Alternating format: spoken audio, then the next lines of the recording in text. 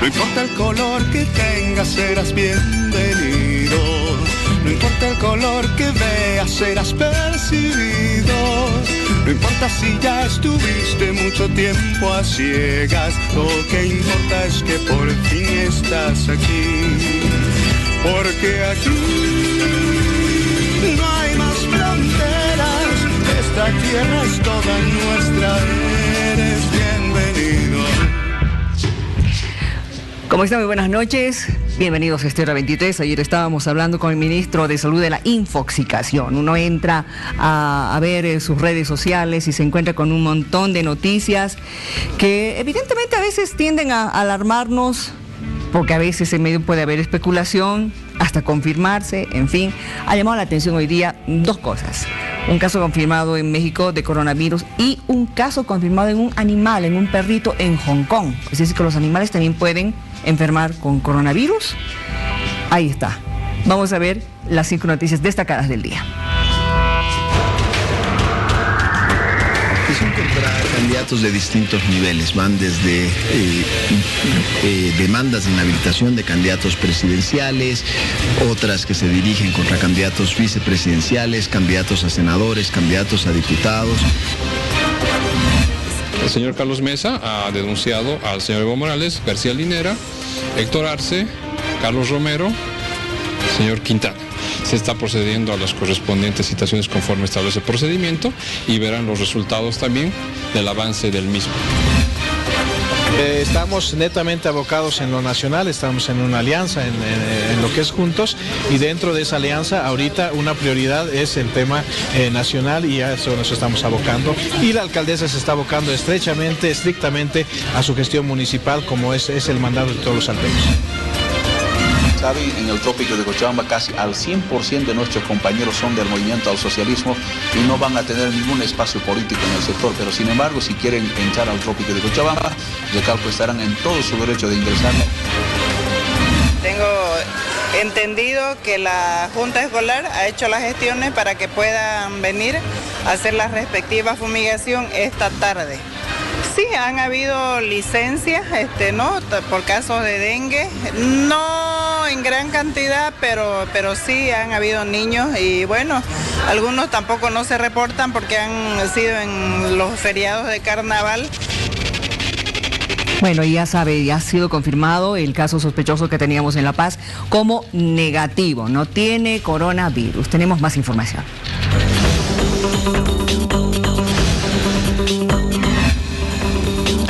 Ante la propagación de la epidemia de coronavirus en todo el planeta, los índices bursátiles a nivel mundial se hundieron, encabezados con Wall Street, causando un efecto inesperado que bloqueó a China en el comercio y la economía global.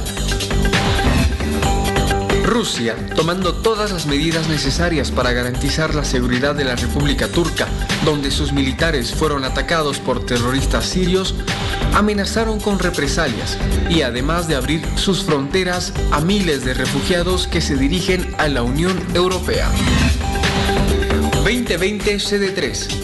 Así se denomina la nueva miniluna que ha orbitado la Tierra alrededor de 3 años, con una medida de 1,9 a 3,5 metros de diámetro aproximadamente.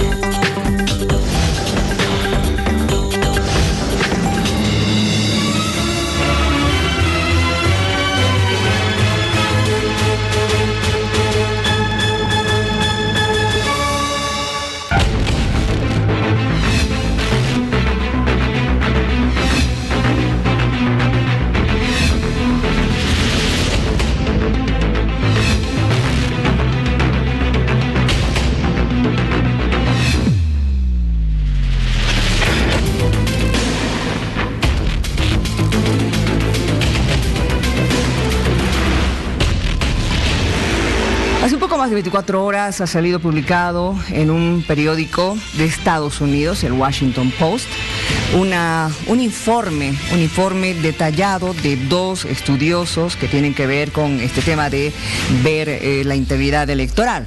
Se habla del MIT, que verifica los datos de las elecciones y que además tiene un laboratorio de ciencia con relación a este tema.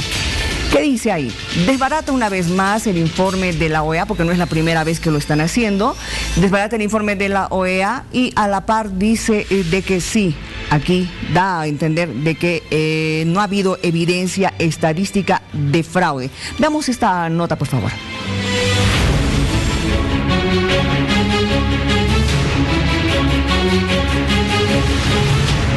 Este viernes se conoció un análisis publicado por The Washington Post, el mismo que concluye que no hubo fraude en las elecciones del pasado 20 de octubre del 2019 y sostiene más bien que en Bolivia hubo un golpe de Estado.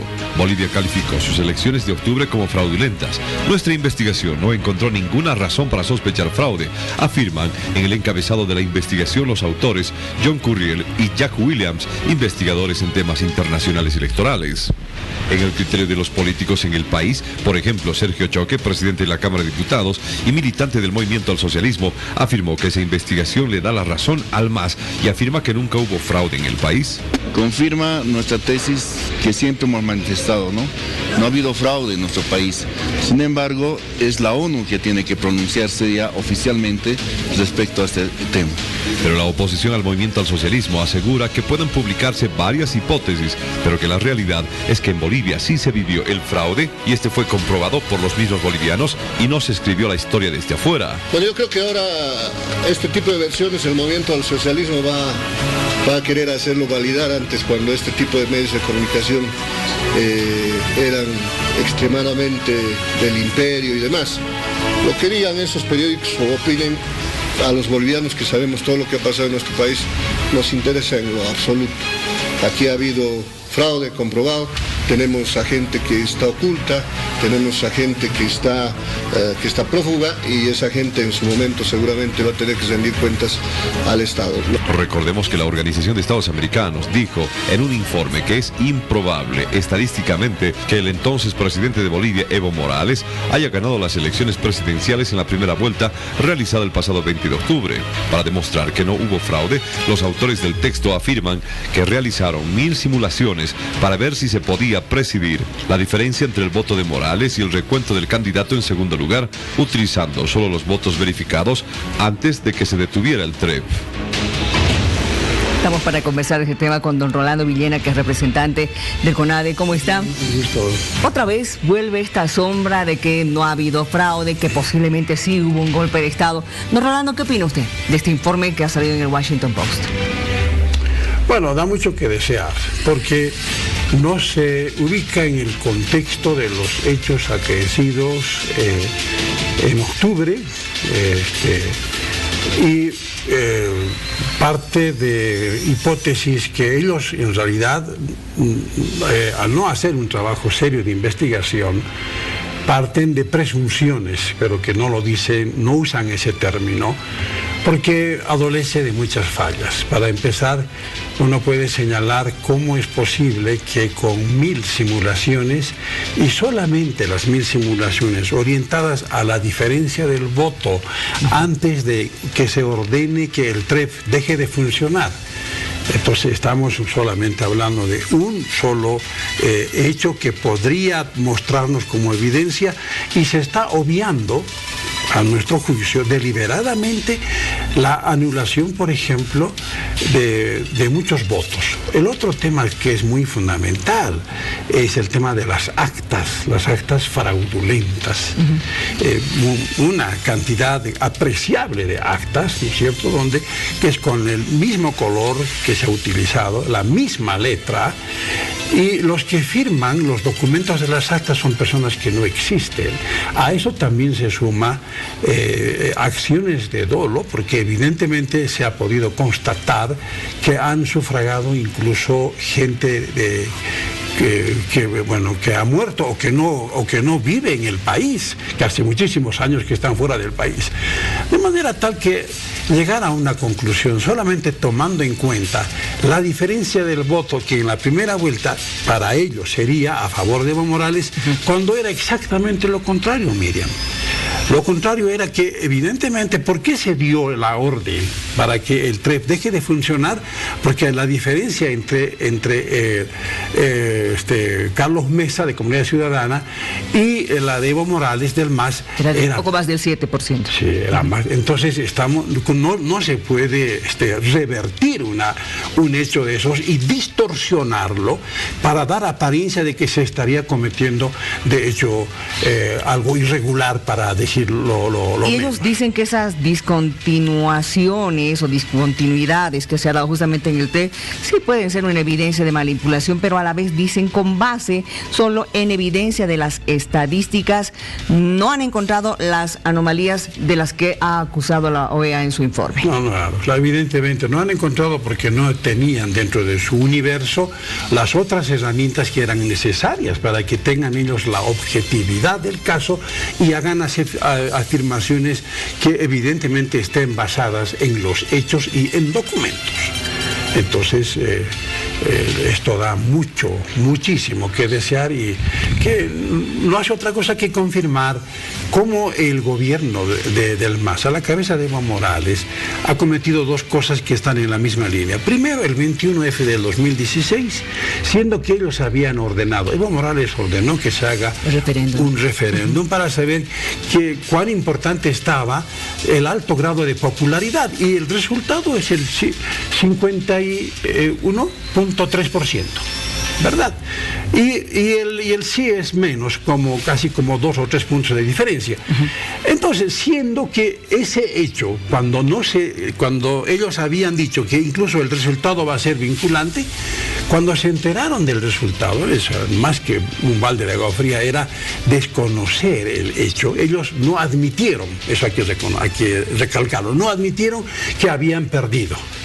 Entonces le echan la culpa a un montón de cosas con argucias que no vienen al caso, y la misma lógica se aplica ahora en esta situación. Ellos mismos, Miriam, hay que recordar, Evo Morales hizo un contrato con la OEA a nivel, digamos, en representación del Estado, para que se haga la auditoría y para que además la auditoría, los resultados de la misma sean respetados, es decir, tengan carácter vinculante. Entonces, en los dos escenarios se actúa con la misma lógica. ¿Y cómo es posible que a estas alturas nos vengan a tomar el pelo de esa manera? Como si nosotros no hubiéramos vivido todo lo que ha sido, esas gravísimas contradicciones, y el hecho de tratar de imponer las cosas a ultranza para decir que ellos han podido constatar que han sido víctimas de un golpe, cuando el golpe perpetrado de parte de Evo Morales fue justamente por no conocer o aceptar el resultado del 21F 2016. Ahora, hay muchas cosas que uno puede ir pensando y analizando con relación a esto. Primero, ¿qué intenciones ha tenido el Washington Post a publicar este informe? ¿No es cierto? ¿Quiénes han, digamos, impulsado la publicación de esta investigación realizada por el MIT? Por otro lado, nuevamente vuelve a resurgir la sombra de que sí hubo un golpe de Estado en Bolivia contra Evo Morales. Habla de presiones militares que obligaron a abandonar el gobierno a Evo Morales. Evidentemente, ¿no? Esa es otra tremenda aberración que falta totalmente a la verdad. Hubiera sido interesante que estos señores, para que sea creíble su informe, vengan a Bolivia, estén in situ, aquí en la ciudad de La Paz, hagan un trabajo de investigación serio, tengan reuniones con el Tribunal Supremo Electoral, con todos los partidos políticos, con todo el trabajo que se había preparado, los documentos que en ese momento estaban conociéndose, y conocer verdaderamente el contexto, porque el contexto les habría dado a ellos la pauta para decir, aquí hubo golpe de Estado o no hubo. Pero claro, están ellos repitiendo un estribillo que Evo Morales dijo cuando dimitió, ¿no es cierto? Dijo, aquí se consumó un golpe de Estado, cuando jamás Evo Morales ha aceptado esta derrota, y ahora con las mentiras que se están orquestando a nivel internacional, creen hacer creer a la opinión pública, digamos, en foros internacionales, que lo que aconteció es, dice el informe, ¿no es cierto?, que hay muchos problemas y conflictos desde que se consumó el golpe de Estado, y que este 3 de marzo, digamos, va a ser más o menos 3 de mayo. 3 de mayo sería algo así como una farsa, ¿no es cierto? Cuando esas cosas son totalmente subjetivas. ¿Cómo ofender la memoria del pueblo? ¿Cómo ofender las instituciones del Estado? Que está costando muchísimo que éstas vuelvan otra vez en el cauce de la democracia y de la sostenibilidad del sistema democrático.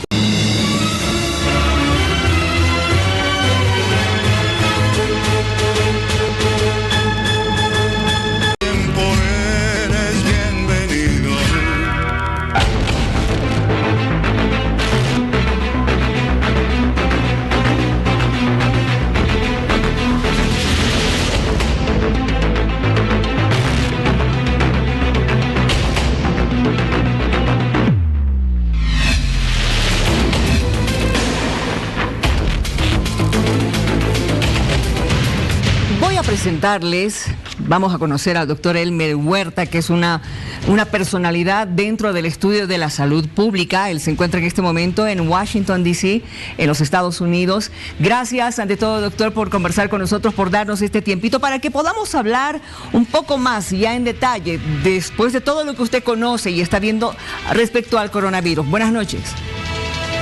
Buenas noches, Miriam. Buenas noches a todos en Bolivia. Encantado. A ver, doctor, ¿hay motivos para alarmarse con relación al coronavirus? No, para alarma no, pero obviamente para estar atento a noticias que sean serias y basadas en ciencia, sí, todos tenemos que estar atentos, pero para alarma definitivamente no, Miriam. Usted está viendo cómo cada día va creciendo la cantidad de personas contagiadas. Sin embargo, en las últimas horas se ha visto un decrecimiento en la cantidad de contagiados en la China, por ejemplo. ¿Esto le dice algo, doctor? Sí, dice que probablemente se esté controlando la epidemia en la China. Eso podría ser una conclusión que podamos tomar, pero en salud pública las conclusiones generalmente toman varios días para ver lo que se llaman las tendencias. Pero lo que sí es real, y son datos factuales, es que el día de hoy, ¿verdad?, 28 de febrero, el 6% de las infecciones están fuera de la China, lo cual significa que el 94% de las infecciones siguen en ese país. Y con respecto a la muerte, el 97% de los fallecimientos están en ese país y solo el 3% fuera. Obviamente hay focos que se están produciendo en varios países. El más numeroso es en Corea del Sur, en segundo lugar está Italia, luego está Irán, pero estos focos están siendo muy bien observados para ver si es que se va a repetir lo que sucedió en la China. Y así es que yo creo que las próximas semanas, en los próximos 15 días, vamos a tener ya una visión más completa de qué es lo que va a pasar con esto. Exactamente. Ahora, bueno, tenemos ya en América Latina, Brasil, un caso. Tenemos en México otro caso que se ha dado a conocer justamente este día. También en el África, que era el único continente que faltaba, eso, al menos lo que dicen los expertos. Exactamente, y lo que los expertos de salud pública dicen es de que este virus, Miriam, se va a extender por todo el mundo igual que los virus de la gripe. Exacto. ¿Verdad? Los virus de la gripe están en todo el mundo, y para que los televidentes tengan una idea, se reveló la semana pasada que los virus de la gripe en este país, solo en Estados Unidos, han provocado, y fíjense en estos números, 29 millones de infecciones, 264,000 hospitalizaciones y 16,000 muertos por la gripe en solo 4 meses en este país. Entonces hay que poner siempre en perspectiva las noticias para el público, no minimizar lo que está sucediendo porque hay que estar atentos, pero tampoco es de que caramba, se viene el apocalipsis o el fin del mundo y en un acto irracional voy a ir a comprar un barbijo y quitarle la oportunidad a un enfermo que de repente lo pueda necesitar. Exactamente, lo que usted dice es muy importante. La gripe ha matado siempre a más gente que cualquier otra infección. No es cierto con el caso de las neumonías, por ejemplo. ¿Por qué la gente muere por la gripe, por ejemplo, doctor?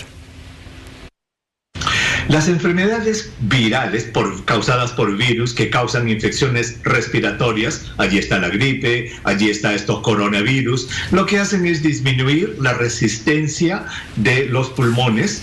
Al disminuir la resistencia del sistema de defensa pulmonar, las bacterias que están viviendo normalmente en nuestro cuerpo, toman cargo y provocan neumonías o bronconeumonías, y esas son las causas de muerte generalmente. Neumonías, bronconeumonías causadas por bacterias y en algunos casos por el propio virus, pero es porque la defensa disminuye en el órgano afectado. Doctor, ahora, lo que usted dice es cierto, ¿no? Es una barbaridad, pero creo que a nivel mundial tenemos muy mala educación en cuanto a higiene, porque seguimos tosiendo y estornudando en público a la cara del compañero, y eso pasa en todas partes. Creo que no hay un solo país que no siga cometiendo este error, ¿o sí? Exacto, es parte de la etiqueta y por eso es parte de la educación de los padres, de las escuelas, etcétera. Y ojalá que, digamos, programas como este puedan ayudar a que la gente tome conciencia y que no tiene pues el derecho de estornudarle en la cara a otras personas. Y con respecto al uso de las mascarillas, Miriam, el Ministerio de Salud aquí en Estados Unidos ha dicho que una persona sana que está en su vida diaria, que va al mercado o al trabajo, no le va a ayudar en nada. Y comprar las mascarillas le está quitando la oportunidad a la persona que lo necesita. Exacto. Las personas que necesitan mascarilla son las personas que están enfermas, que están con toda la moquera y la gripe. Ellos, para no contagiar a los demás, deben cubrirse. También los profesionales de la salud, aquellos médicos, enfermera, personal de salud que está expuesto a la tos y el estornudo de los enfermos en una emergencia de hospital, debe usar la mascarilla. Y también quizás las personas que están en un ambiente cerrado, por ejemplo, un ómnibus interprovincial o en un avión, y van a estar horas allí sujetos a la tos y al estornudo de los demás. Quizás el resto, Miriam, las personas sanas no tienen por qué usar mascarillas. Ahora, le voy a hacer una pregunta un tanto asquerosa y le pido disculpas y también a mi audiencia, porque evidentemente en algunos países, y también hay que hablar de lo que pasa en nuestro país, en Bolivia, hay personas que tienen la mala costumbre de expectorar. Algo que les está incomodando en la garganta, no voy a decirlo claramente porque yo sé que hay personas que son sensibles a esto, lo expectoran y lo botan en la calle. Esta también es una forma de contaminar.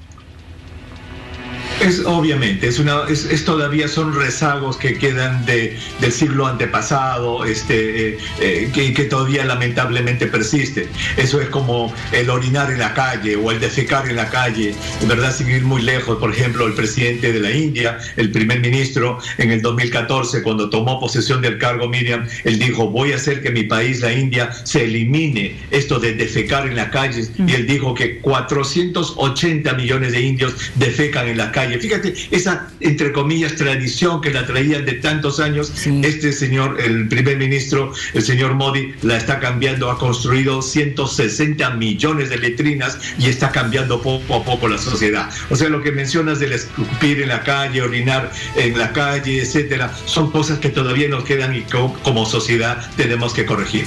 Ahora, hablando también en datos, doctor, porque usted maneja muy bien esta información, nos matan más los virus, nos matan más los mosquitos. Usted sabe que en esta parte del mundo tenemos en este momento el problema del dengue, por ejemplo. En realidad, mira, buena pregunta, mira, los mosquitos no matan. Los virus del resfrío, más los virus, están en todas partes, y los virus causan muchísima enfermedad y muerte, y los virus causan probablemente más enfermedad y muerte que las bacterias, que son los otros, digamos, patógenos con los que tenemos que compararnos. Claro, es que las bacterias tienen medicamento, tienen inyecciones, el virus no es cierto. Correcto. Eso es muy importante lo que acabas de decir, Miriam. La diferencia entre un virus y una bacteria, mira, es la misma diferencia que hay entre un caramelo y un gato. ¿Por qué? Porque los virus no son seres vivos. Claro. Los virus son moléculas químicas que están en el medio ambiente, y cuando llegan a un ser vivo se apoderan de su aparato reproductor para reproducirse, y ahí causan enfermedad. Pero los virus no pueden vivir a la intemperie, en el agua, en la tierra, no viven. En cambio, las bacterias, como el gato, eso sí, están viviendo y viven dentro de nosotros, en el agua, en la tierra, etc.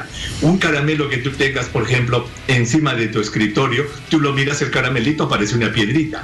¿Cuándo es que el caramelito, entre comillas, cumple su razón de existencia? Cuando agarras el caramelo y te lo pones en la boca y dices: qué rico, dulce, porque se disuelve en tu boca. Igual es el virus. El virus es una molécula química que solamente entre comillas, cumple su rol de existencia cuando invade otros organismos para reproducirse y causar enfermedad. Los antibióticos, y eso lo has dicho muy bien, Miriam, los antibióticos solo funcionan contra las bacterias, nunca contra los virus. Por eso esa mala costumbre que tiene la gente, que le pica un poco la garganta y estornuda, va a la farmacia y dice, deme un antibiótico. Muy mala costumbre, porque esos son virus y lo único que estamos haciendo es contribuir a la resistencia bacteriana.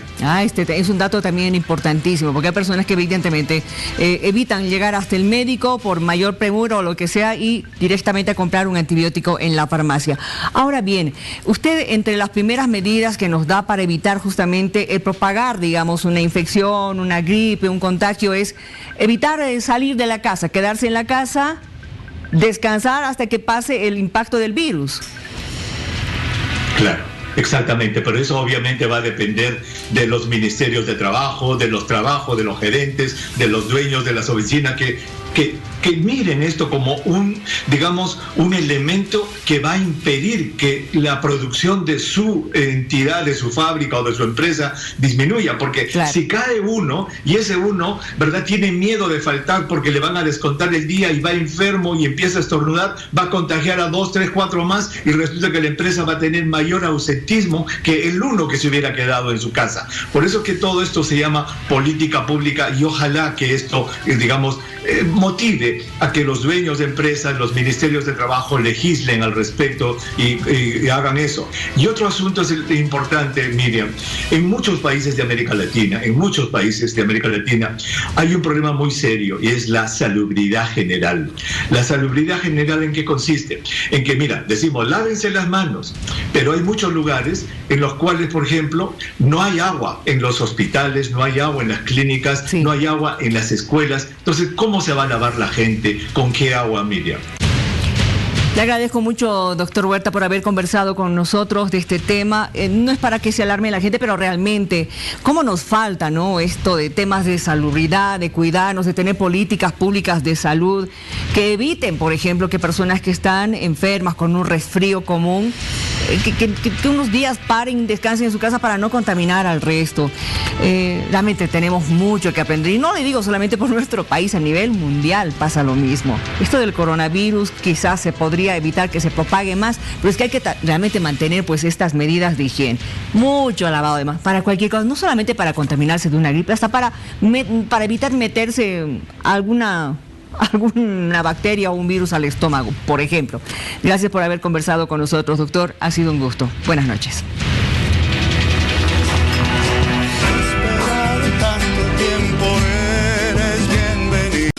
Serás bienvenido, no importa en qué lengua hables, serás entendido.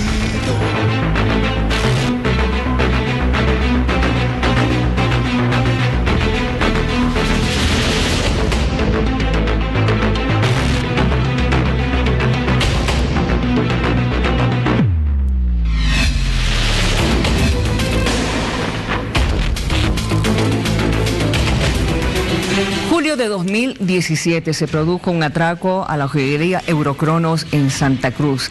Hubo un movimiento increíble y a primeras horas ya comenzaron las sospechas sobre qué pudo haber pasado, sospechas que apuntaban a que algo estaba ocurriendo incluso dentro de la policía.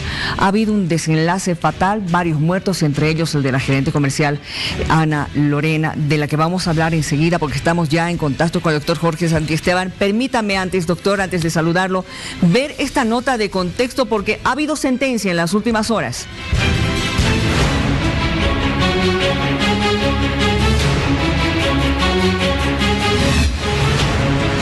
El Ministerio Público presentó imputación contra el ex coronel Gonzalo Medina, el ex capitán Fernando Moreira, el teniente coronel Jorge Silva y el capitán Robert Ruiz por varios delitos que lo involucran en la muerte de Ana Lorena Torres, ex gerente de marketing de la joyería Eurocronos. Están siendo procesados, imputados por la posible comisión del delito de homicidio, ¿no? Tomando en cuenta que ellos actuaron violentando algunas normas internacionales del uso debido de la fuerza, del uso de armas de fuego en eventos y actos de esa naturaleza. Por lo tanto, veremos qué dice la justicia respecto a los indicios y de los elementos que tenga la Fiscalía para considerar este nuevo caso que, enlutó a una familia concreta, ¿no? Por su parte, el abogado de la familia de Ana Lorena Torres manifestó que en audiencia cautelar pedirá la detención preventiva de los 2 ex policías detenidos y de los 2 uniformados de servicio activo que se encuentran en libertad. El alias Bambán ya está identificado, que lo va a hacer seguramente el Ministerio Público dentro de poco, a más tardar hasta el día martes. Ese Bambán es uno de los policías que ha hecho uso de su arma de fuego en el lugar y al margen de las normas internacionales y al margen de las leyes nacionales, eliminando a personas indefensas que ya prácticamente estaban rendidas, se les disparó. Seguramente él tiene que dar su versión, el por qué lo hizo o por orden de quién. Entre tanto, la defensa legal de uno de los procesados, ex capitán Fernando Moreira, alegó la inocencia del mismo, negando que hubiese disparado contra Ana Lorena Torres. El arma no fue disparada por el capitán Fernando Moreira porque era otro armamento que se indicó la vida o mutiló la vida de la que en vida fue la señora Ana Lorena. Nosotros los abogados no podemos actuar hormonalmente. Lo que nosotros tenemos que estar es sujetándonos lo que es al derecho, a las normas y sobre todo a los derechos y garantías constitucionales cuales establece la Constitución. La audiencia cautelar de los 4 imputados será el martes 3 de marzo en el Palacio de Justicia, donde serán presentados ante el juez cautelar los entonces jefes policiales de la FELCC que se enfrentaron a balazos con los delincuentes en la joyería Eurocronos. Ahora sí, lo saludo, doctor Jorge Santiesteban, abogado en este caso y concretamente abogado defensor de Ana Lorena Torres. Bienvenido, gracias por estar con nosotros en Hora 23. Muchas gracias por la invitación, Miriam, y estoy honrado de estar presente para hablar sobre el caso de Eurocronos. A ver, ha pasado mucho, doctor, y se está dando ya una primera sentencia a quien ha sido parte de estos asaltantes, el único que ha quedado vivo, ¿no es cierto?, que ha conseguido una sentencia de 30 años de cárcel, pero también a una implicada. Hablemos entonces de estos que son los autores materiales, podemos decirlo así, ¿verdad? Evidentemente, ese es el término para aquellos delincuentes que el 13 de julio del 2017 ingresaron a la joyería, atracaron la joyería y definitivamente ese día perdieron la vida a raíz de un enfrentamiento con la policía y el único vivo que quedó en de ese hecho, Erwin Landívar, ha sido prácticamente sentenciado anoche a las 8 de la noche, en la hora en que el Tribunal Octavo de Sentencia en lo Penal dictó sentencia con la pena máxima del ordenamiento jurídico nacional de 30 años, presidio sin derecho a indulto.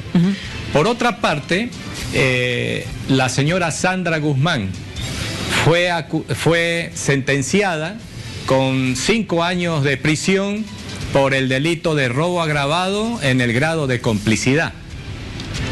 Esa sentencia ha sido calificada por la mamá de Ana Lorena, la familia de Ana Lorena Torres,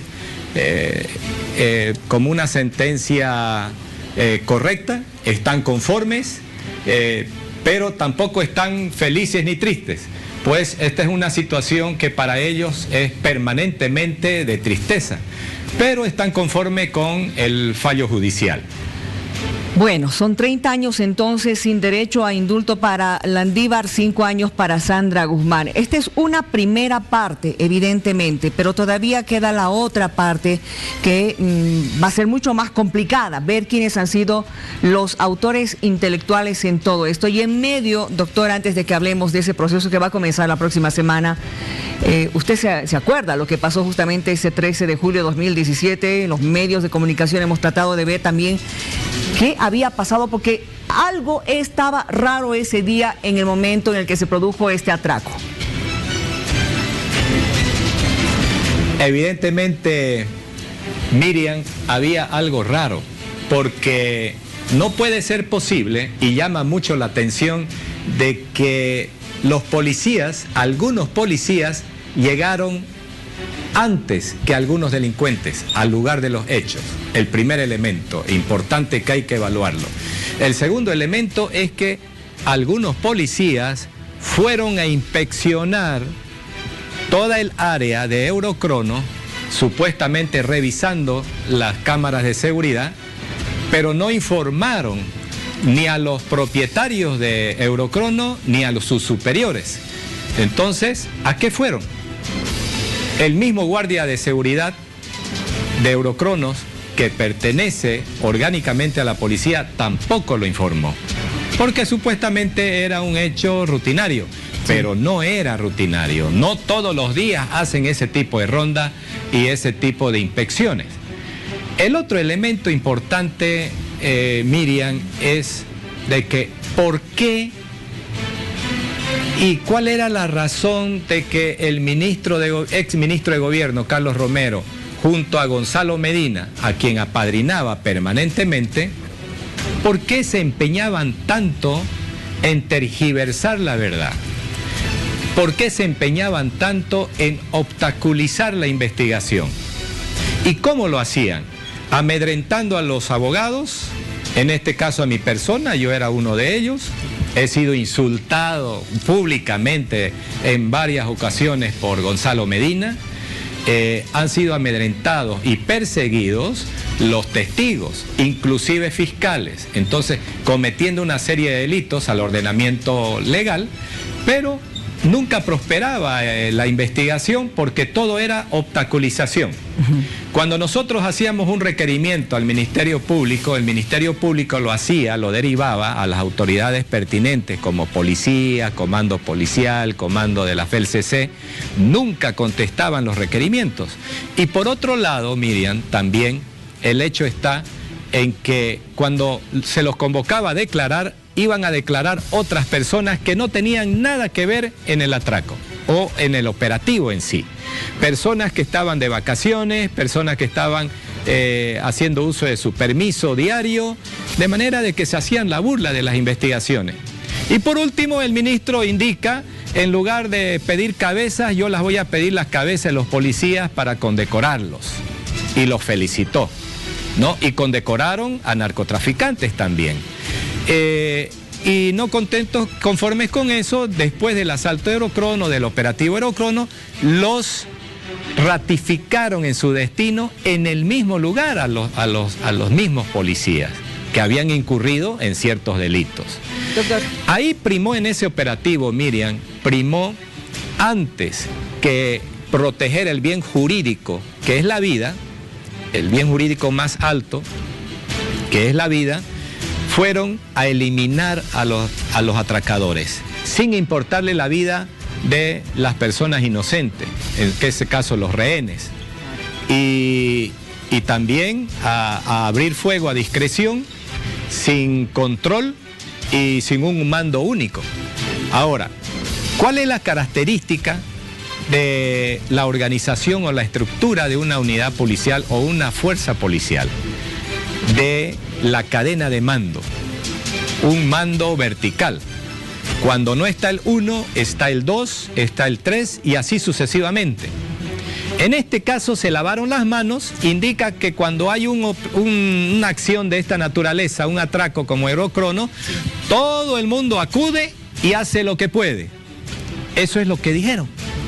Doctor. Ahí no había quien comande. Doctor. Y se lava las manos el director de la FELCC, Gonzalo Medina, indica que él no comandó. Sin embargo, hay indicios de que él sí comandó. Le decía, doctor, para hablar acerca de dos altos mandos de la policía, entre ellos Gonzalo Medina, Fernando Moreira y otros dos más que serían ya cautelados la próxima semana. Habría que ver la parte de compromiso que hayan tenido estos policías o ex policías con quienes han sido los atracadores de Eurocronos. Pero en medio me queda algunas dudas, porque cuando se le escuchó hablar a Landívar, que ha recibido esta condena de 30 años, él decía, investiguen, vean qué ha pasado con la policía. ¿A qué se estaba refiriendo? Bien, Cecilia. Perdón, Miriam. Es importante hacer notar que cuando pidió la palabra Erwin Landívar al tribunal, indicó que venga la sentencia, pero que se juzgue y se aplique la justicia para todos, a los de arriba, a nosotros y a los de abajo. Es decir, a todos por igual, y que él estaba conforme siempre y cuando fuera así el resultado. Él está esperando, Miriam, de que el proceso siga a quienes corresponde. Y el abogado complementa con lo siguiente, de que aparte de la sentencia que se le da a su defendido, tiene que investigarse aquellas personas que los reclutaron y que los mandaron al atraco. Es aquellas personas que ordenaron el atraco. En otras palabras, quiso decir aquellos autores intelectuales. Entonces, la segunda parte del proceso, Miriam, empieza el día martes con las medidas cautelares. El Ministerio Público y nosotros, la defensa de Ana Lorena, se va a solicitar, obviamente, la prisión preventiva para los 4, porque queremos asegurar un proceso justo, un proceso sin dilación de tiempo, un proceso sin obstaculizaciones. Además de que hay peligro, no solamente de fuga incluso, sino el peligro que corren los fiscales, los testigos y los mismos abogados. Entonces, para asegurar el proceso, vamos a pedir la prisión preventiva el día martes. Además, no se descarta ampliar otros tipos penales a los mismos individuos y ampliar también la imputación para otros miembros de la policía que estaban implicados en el atraco. A ver, concretamente esta investigación, doctor, esta investigación apunta concretamente a, de una vez por todas, confirmar que la policía sí estuvo implicada en el operativo desde la planificación del asalto. Malos policías, Miriam, malos policías, algunos dados de baja han tenido que ver con el atraco. Han tenido que ver con los atracadores, ¿no? Porque hay serios indicios. ¿Por qué tanta obstrucción? ¿Por qué impedían conocer la verdad histórica? Y por ese motivo estamos a 2 años y 6 meses y algunos días más del proceso. Entonces, fíjese que casi se extingue el proceso por tiempo. Y el tiempo prácticamente era el factor más preponderante para que ellos se acojan a una situación en la que no iban a estar implicados para nada en este asunto. Sin embargo, ayer en la sentencia ya dieron la pauta los sentenciados de que hay mucha gente que tiene que ver con esto. Indirectamente han mencionado a los policías que están implicados en esto. Ahora, hay otro elemento importante que menciona el actual ministro de Gobierno, Murillo, en el que dice de que el Bambán, alias el Bambán, un policía, alias el Bambán, está implicado en el ajusticiamiento de los atracadores. Entonces, ese es un elemento muy importante. Y ese individuo forma parte de la policía. ¿Actualmente está en funciones? Actualmente está en funciones, así como están en funciones esos otros 2 policías que están imputados. Y además de que están con funciones importantes. Uno tiene el grado de teniente coronel y está a cargo de una unidad especializada acá en Santa Cruz. ¿Y por qué? ¿Por qué no se investigó?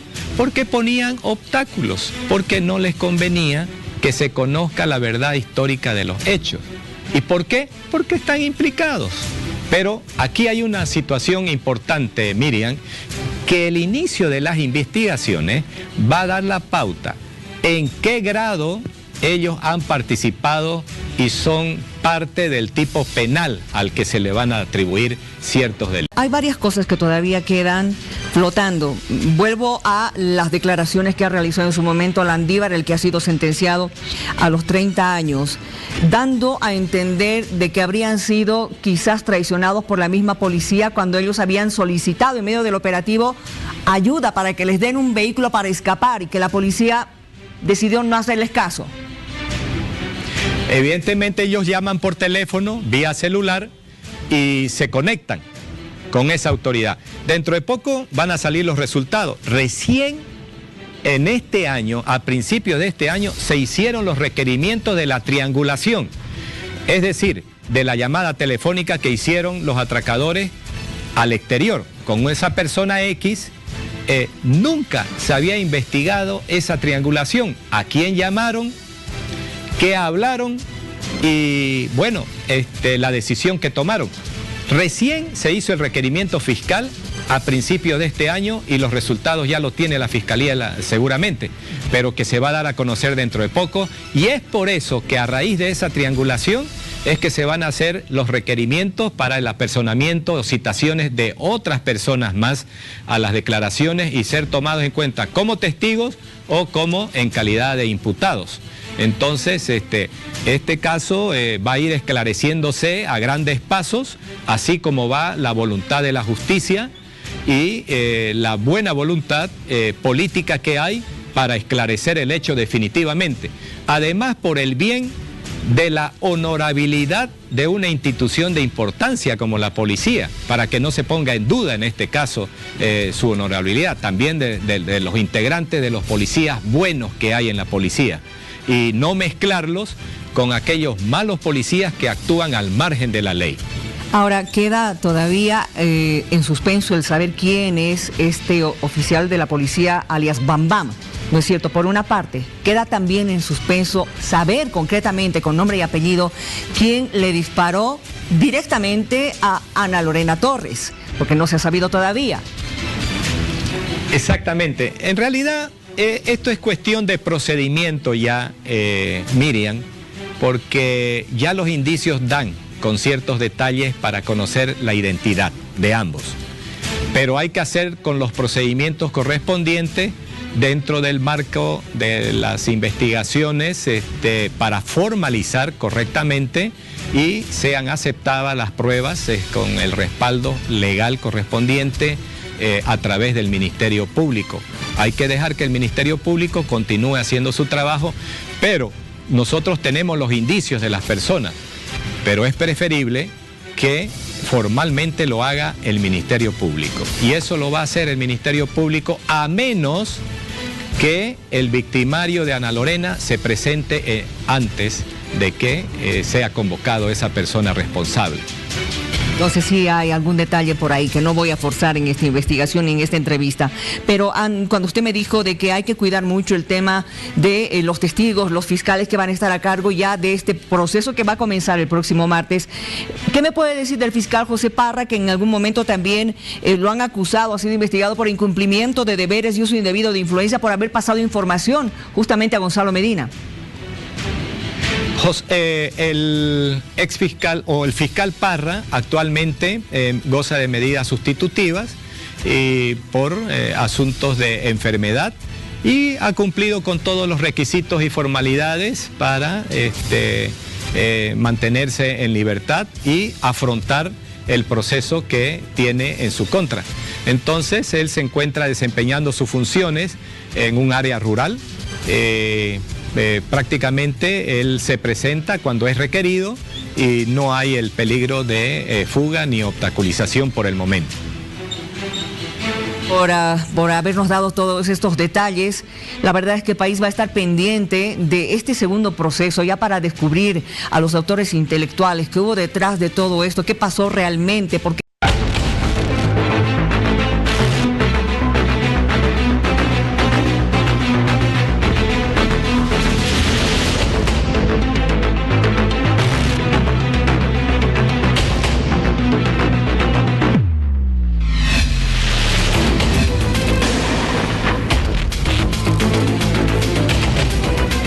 son varias las regiones en el país que siguen siendo azotados por las lluvias, lluvias que van a permanecer al menos hasta mediados de marzo, según se había anticipado. Estamos con don Luis Alcoreza, que es el director de riesgos de la Gobernación de La Paz. Gracias por estar con nosotros.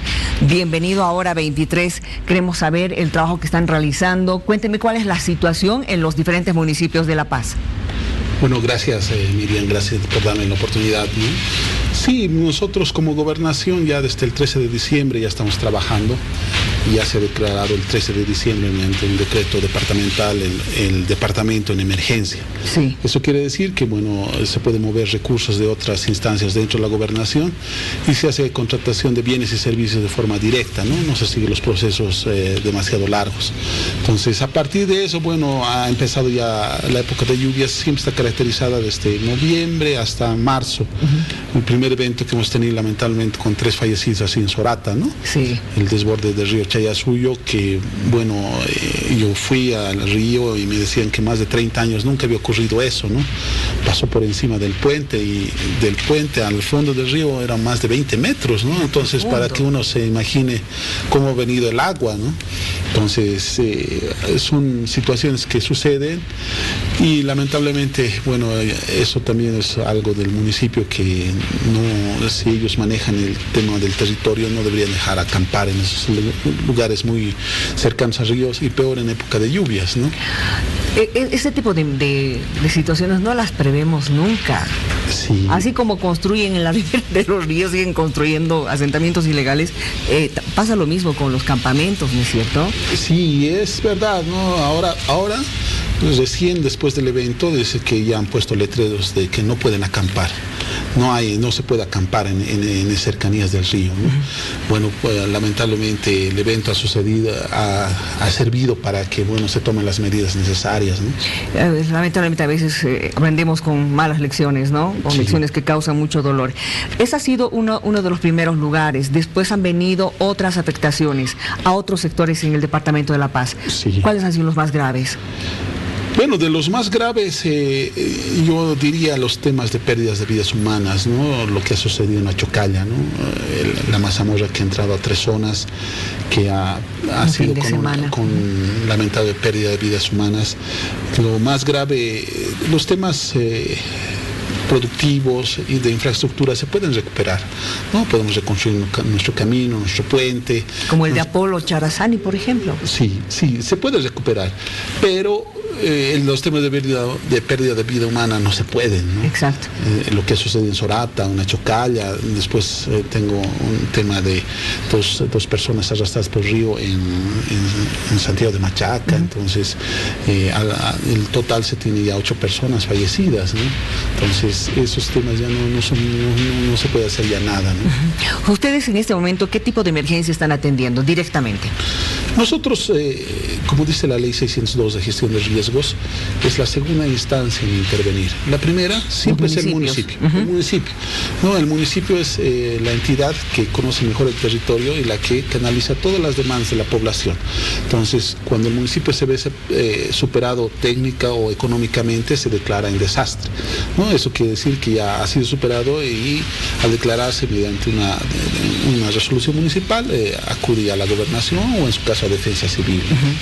Ahora se ha dicho que el departamento de La Paz ha sido uno de los más afectados en esta temporada de lluvias. Sí, ha disminuido respecto a años pasados, ¿no? Y eso me sorprende que me diga, ¿no? Que ha disminuido con relación al año pasado, cuando pareciera que este año ha llovido más y ha afectado más. Sí, es que el año pasado hay otros fenómenos como el fenómeno del Niño que está presente. Eso ha acentuado más el tema de los periodos de lluvia, ¿no? Este año ha sido un año donde no ha habido ese tipo de fenómeno. Sí, tal vez cuando uno compara La Paz con otras regiones, La Paz ha estado más tranquila, ¿no? No hemos tenido un evento como en otros departamentos tan grande con tantas afectaciones. Ahora bien, el tema que ha mencionado la presidenta la anterior semana en Tiquipaya, no más asentamientos ilegales, que es una de las grandes problemáticas que tenemos en épocas de lluvias por el deslave, deslizamiento de tierra, la corrida del barro, lodo y todo aquello. Sí, el ordenamiento territorial es uno de los temas que siempre trae problemas, ¿no? A veces uno se compra su terreno dentro de la franja de seguridad del río, ¿no? Entonces piensa de que no va a pasar nada porque nunca ve agua en la época seca, ¿no? Pero en la época de lluvia todo el agua busca nuevamente su cauce, ¿no? Y encuentra la casa en medio y bueno, es con las afectaciones de ese tipo, ¿no? Muchas veces, como tú dices, es gente inescrupulosa que vende esos terrenos, ¿no? ¿Y eso lo vemos solo en la ciudad? Sí, en la ciudad, más que todo por el valor del terreno, ¿no? Mientras más tiene más valor, entonces se trata de ocupar todo el campo que se pueda, ¿no? Entonces, mientras se va acercando más al río, igual es un terreno que se puede vender, ¿no? Si está cerca de una avenida, igual más valioso, ¿no? Pero esos temas son del municipio, ¿no? Que en los municipios, a veces, como lo ha sucedido el anterior fin de semana con la zona de Quelaquela, entre el límite entre Palca y La Paz, ahí no hay una definición, ¿no? Unos se culpan de que han otorgado los permisos, los otros también, entonces al final no se sabe quién otorga los permisos, ¿no? Pero si hubiera una definición del límite, entonces ahí ya no tendrían ese tipo de problemas, pero es complejo, ¿no? El tema, porque ya son muchos intereses, ¿no? Incluso de recaudación de fondos, porque muchos tributan a un municipio y no quieren perder la tributación, ¿no? Ahora, ustedes como gobernación no tienen que intervenir en esos temas, digamos, de pelea de municipios, de jurisdicción de los municipios. Nosotros tenemos una dirección de límites, ¿no? Entiendo de que ya se ha emitido una resolución donde se ha pasado a la siguiente instancia, que es el Viceministerio de Autonomías, ¿no? Entonces el señor gobernador Félix Pazzi es la última vez ha informado en conferencia de prensa de que es ya una definición del nivel central, ¿no? De que pueda definir en base a la información otorgada cuál debería ser el límite, ¿no? Y eso va a ir en función del beneficio también de la gente, ¿no? De que pueda ya estar más segura de que ese lugar pertenece a un municipio y ese municipio tiene que dar las obras y todos los servicios y demás, ¿no? Bien. ¿Ahora están necesitando ustedes algún apoyo del gobierno central? ¿Todavía están sosteniéndose con las emergencias? Nosotros el periodo de emergencia estamos atendiendo con nuestro presupuesto, que no es mucho, ¿no? Nosotros manejamos un presupuesto de 3,5 millones, pero hacemos... ¿3,5 millones de qué? Bolivianos. Nada más. Es poco, pero hacemos compras a fin de año, ¿no? Con recursos que sobran dentro de la gobernación, nos otorgan más o menos otros 4 millones de bolivianos. Entonces ahí se abastece, ¿no? Porque hay que recordar, Miriam, de que entre enero y febrero nadie tiene en entidad pública presupuesto. Claro. ¿Por qué? Porque tienen que presentar sus descargos y demás, ¿no? Entonces nosotros ya abastecemos nuestro almacén y con eso, bueno, también suma la atención que se hace. Lo que siempre se necesita del nivel central es la colaboración en el post-desastre, ¿no? Es lo que tú me preguntabas, ¿no? Hay viviendas que se han dañado, yo tengo un total de 55 en el municipio de Curva, Luribay y Achocalla. Las más afectadas, 55. Sí, 55 viviendas. Aquí no estamos contando todavía el tema de Palca, ¿no? Claro. Palca también afectada. Habría que sumar la entidad nacional, es la Agencia Estatal de Vivienda, ¿no? Esa entidad es la que hace la reconstrucción, incluso por casos de emergencia, pero quien inicia el trámite es el municipio, ¿no? Hacer recolección, y el municipio incluso tiene que dar un aporte, ¿no? El nivel subnacional, claro, la gobernación también, ¿no? Y la agencia estatal corre con la mayor parte, pero eso ya es una iniciativa del municipio y de los beneficiarios que tienen que presionar a su municipio para que se logre eso. Eso es importante, ¿no? Sí. Que los municipios se muevan, sí, pero también bajo presión de quienes han sido afectados. Yo creo que así nomás tiene que funcionar. No funciona de otra manera. No lo deja, el municipio no destina esos recursos para la reconstrucción de vivienda. Yo he visto muchos casos donde municipios no han destinado, y entonces eso ha afectado también al tema de la reposición de las viviendas, ¿no? Hay infraestructura como puentes, caminos que se dañan, ¿no? Entonces, para eso sí se necesita apoyo del nivel central, ¿no? Porque se demanda mucho dinero, ¿no? Estamos hablando de un puente que cuesta unos 4 millones solamente, claro, un puente, ¿no? Y un camino que puede costar 6, 7 millones de bolivianos, que ya va sumando, y eso es muy difícil ya de atender si se suma todas las provincias, ¿no? ¿Y cuándo van a dar un informe ya concreto de todo lo que van a necesitar del gobierno central? Cuando acabe la época de lluvias, recién en marzo. El reporte total, ¿no? Ya. Cuando se tenga todas las demandas, ¿no? Nosotros estamos en la política de tratar de solucionar los problemas de fondo, ¿no? Aunque sea algunos, ¿no? El año pasado, como gobernación, nosotros hemos invertido 32 millones de bolivianos, no en una atención de emergencia, de dar alimentos y demás, sino de hacer obras que puedan ayudar a disminuir la vulnerabilidad en los municipios, ¿no? Si logramos logramos eso, bueno, el riesgo también baja, ¿no? Entonces, eso es lo que se necesita en el gobierno central. Gracias por haber venido. Vamos a estar pendientes entonces de lo que usted nos diga, pero ya por lo menos tenemos un dato importantísimo sobre lo que se está haciendo y lo que se está necesitando hasta el momento. Gracias, Mire, por la Gracias, invitación. don Luis, que le vaya muy bien. Y antes de cerrar el programa, tengo que darles un anuncio importante. Ya tenemos la fecha oficial del arranque del nuevo programa que va a presentarles Bolivisión en horario estelar. Nada te detiene. Ser emprendedor es cambiar tu modo de pensar. Vencer el miedo a fracasar y animarte a ser diferente. Nada te detiene. La franquicia que revolucionará la televisión boliviana está aquí. No te pierdas el gran estreno este 9 de marzo a las 22 horas. Solo por Bolivisión.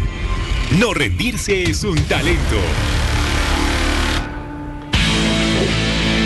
Lunes 9 de marzo, ya lo sabe, para que usted no se lo pierda, a partir de las 22 horas. Terminando el informativo, nuestro informativo al día, empieza Nada te detiene.